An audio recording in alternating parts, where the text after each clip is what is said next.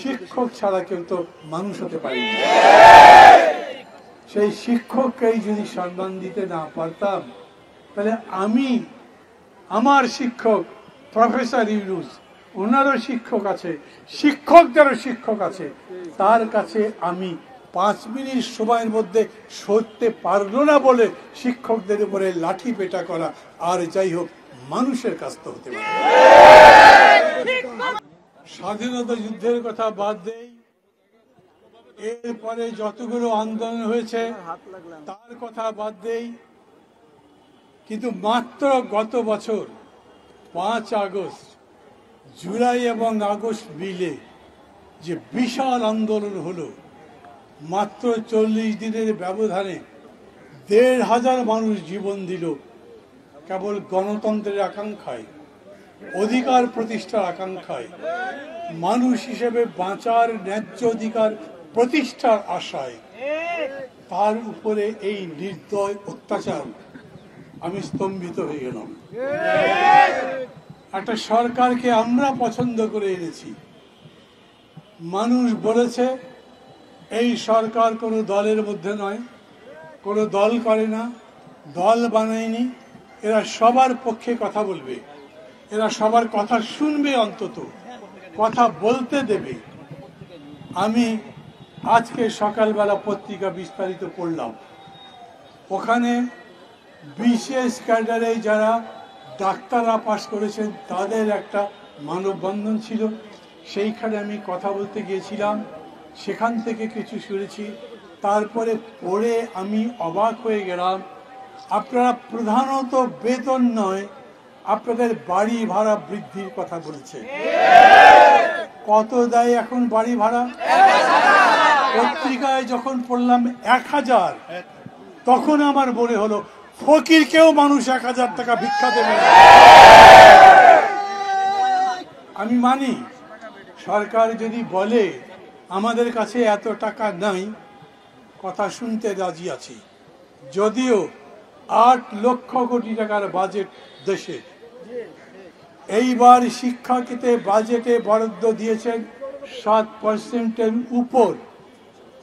তো যদি 1000 টাকা বাড়িয়ে 3000 টাকা করা হতো, তাহলে কত টাকা যেত সরকারের? আপনারা হিসাব করেছেন? পত্রিকায় দিয়েছে। কত টাকা বলেন কেউ?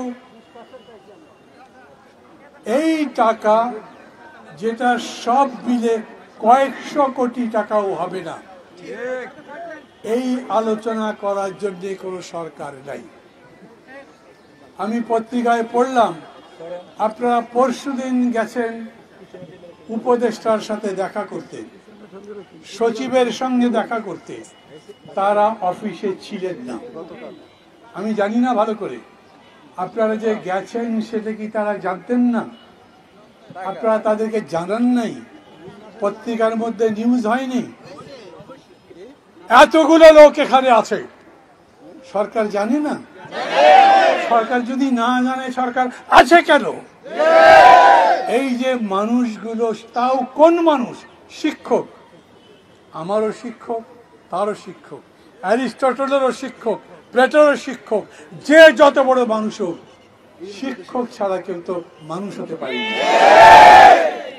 সেই শিক্ষককেই যদি সম্মান দিতে না পারতাম, তাহলে আমি, আমার শিক্ষক প্রফেসর ইউনূস, ওনারও শিক্ষক আছে, শিক্ষকদেরও শিক্ষক আছে, তার কাছে আমি ফরিয়াদ করছি। আপনি চলে গেছেন, ঠিক আছে, আপনি যাবার আগে এই সমস্যা জানবার কথা, আপনি যাবার আগে আপনার উপদেষ্টা পরিষদে যারা আছে তাদেরকে বলবার কথা, ডেকে বললেও হয়তো 7 দিন পরে আসেন, 3 দিন পরে আসেন, বলেছেন। আমি পত্রিকায় যেটা পড়লাম, তারা মিলে একটা কমিটির মতো করে আলোচনা করেছেন, আলোচনায় বলেছেন তাদেরকে কি কি বিষয়ে সহযোগিতা দেওয়া যেতে পারে। বাড়ি ভাড়ার কথা স্পষ্ট করে বলে নাই, কিন্তু বাড়ি ভাড়ার ব্যাপারেও তাদের কোনো কথা আছে, আমি পত্রিকায় পড়ে দেখলাম। আমি প্রথম জানতে চাই, একটা নতুন দেশ গড়তে চাচ্ছি আমরা, এত মানুষ রক্ত দিয়েছে, তারপরেও অপমানিত হবার জন্য নয়। শিক্ষক কেন সাধারণ মানুষকেও রাস্তার মধ্যেও কুকুরের মতো পেটাবেন, এই রকম দেশ চাই না। ওই দেশ থাকতে পারবে না। দেশ আমরা বদলাবো বলেই লড়াই করছি।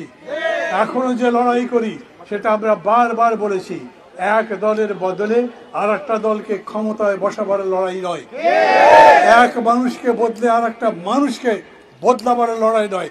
আমরা সমগ্র মানুষ, 20 কোটি মানুষের ভাগ্য বদলাবার লড়াই করি। তা যদি হয় তাহলে সবার আগে তো শিক্ষার কথা থাকবার কথা। শিক্ষা বলেন, তারপরে স্বাস্থ্য বলেন, তারপর পুরা দেশের স্বাস্থ্যের কথা বলেন, যাতে আমরা ভালোভাবে চলতে পারি সেই রকম করে ব্যবস্থা করা হোক। আমার কাছে এটাও খুব কষ্ট, গতকাল পুলিশ গিয়ে বলছে 5 মিনিটের মধ্যে বা 10 মিনিটের মধ্যে এই এলাকা ছেড়ে শহীদ মিনারে চলে যান।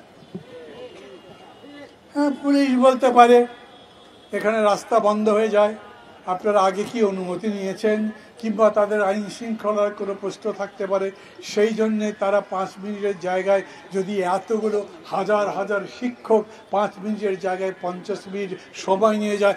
বাংলাদেশ তৈরি হতে কত সময় বেশি লেগেছে? আমাদের মন্ত্রী সাহেবরা প্রতিদিন কে কতক্ষণ লেট করে অফিসে আসে, সেই হিসাব তো চাই নাই। তাহলে এরা 5 মিনিট সময়ের মধ্যে সরতে পারলো না বলে শিক্ষকদের উপরে লাঠি পেটা করা আর যাই হোক মানুষের কাজ তো হতে পারে।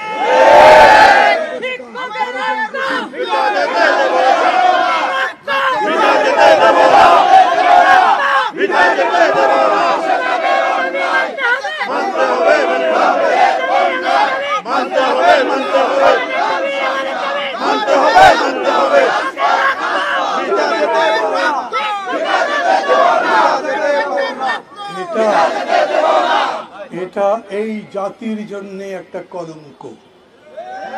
এই যে আপনারা আজকে সারাদিন এই রোদের মধ্যে এই শহীদ মিনারে আছেন, গতকাল দুপুর থেকে এইখানে অবস্থান করছেন, আমার শিক্ষক কেন শহীদ মিনারে ধর্ণা দিতে থাকবে? তারা তাদের শিক্ষায় করে থাকবার কথা। এখন এই শিক্ষক বিক্ষুব্ধ হয়ে যদি তাদের শিক্ষা প্রতিষ্ঠানগুলো বন্ধ করে দেন, তাহলে তো তাদের দোষ দিতে পারবেন না। তাহলে তো তাদের দোষ দিতে পারবেন না। প্রতিবাদ করবার জন্য শিক্ষকের আছে কি?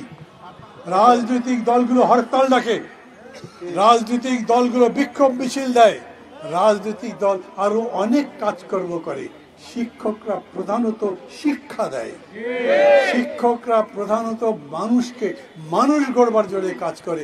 তারা রাস্তার মধ্যে বিক্ষোভ যদি করে তাহলে সারা দেশ চলবে কিরকম করে? কেন গতকাল দুপুর থেকে আজকে এই বিকেল 4:30-5টা পর্যন্ত কোন সরকারি প্রতিনিধি তাদের সঙ্গে কথা বলবার জন্য আসলো না? কেন এখন পর্যন্ত কেউ এসে এখানে প্রতিনিধিদের সঙ্গে কথা বলল না? আমি সেটা জানতে চাই। আমার কাছে বিষয়টার বিবেচনা খুবই স্পষ্ট। 3000 টাকায় ঢাকা কেন, একেবারে গ্রাম এলাকাতেও একটা বাসা। আপনারা তো চাইছেন 3000, কত হয়? আমি গড়ে, ঠিক আছে ঠিক আছে, আমি পত্রিকায় পড়েছি গড়ে 3000 টাকার মতো লাগবে, এখন দেওয়া হয় 1000 টাকা, তাই আমি 3000 বলেছি। আমি সেই জন্য বললাম গ্রাম এলাকাতে 3000 টাকায় কোনো বাসা পাওয়া যায়? এখন সরকার যদি বলেন আমাদের কাছে টাকা নাই, ভাববো কি করা যায়, ভাববো। শিক্ষকরা যদি শহীদ মিনারে রাত কাটাতে পারেন, তাহলে গ্রাম এলাকাতেও 1000 টাকায় যে বাসা পাওয়া যায়, খড়ের ঘর, তার মধ্যেও থাকতে পারবে। আপনাদের অপমান করতে চান না তারা, কিন্তু আপনারা যদি তাদের অপমান করেন তাহলে শিক্ষকরা প্রতিবাদ করবে, তার সাথে সাথে আমরাও যোগ দেব সেই প্রতিবাদে। কারণ আমরা শিক্ষকদের সম্মান প্রতিষ্ঠা করতে চাই, আমরা দেশের সম্মান বাড়াতে চাই, আমরা সেই রকম একটা দেশ গড়তে চাই যেখানে অন্ন, বস্ত্র, শিক্ষা, চিকিৎসা, বাসস্থানের জন্য অন্তত দাবি করা যাবে, তার জন্য লাঠি পেটা হতে হবে না। আমি তীব্রভাবে নিন্দা করছি এবং আমি আমার পক্ষ থেকে বলি, নাগরিক ঐক্য আমার দল, আমি তার পক্ষ থেকে বলছি আমরা একটা জোট করি।